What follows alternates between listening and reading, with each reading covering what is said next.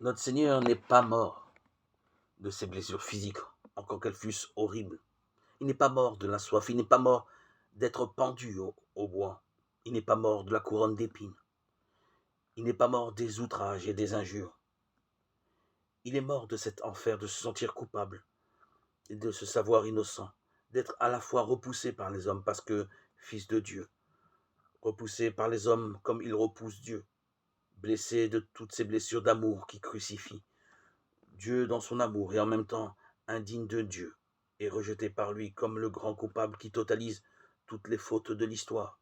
Et c'est dans cette coexistence, dans son âme, de cette innocence suprême, de cette culpabilité infernale qu'il est mort, d'une mort intérieure, d'une mort spirituelle qui faisait de lui l'agneau de Dieu qui porte le péché du monde. C'est par là que son agonie a été unique, unique. C'est par là que sa souffrance a atteint un degré infini, que nous ne pourrons jamais comprendre jusqu'à l'épuiser.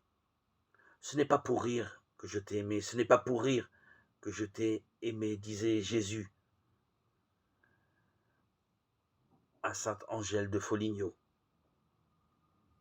Vous voyez, à travers cette charité admirable, à travers ce désir de correspondre le plus possible à la question posée, à la réponse donnée,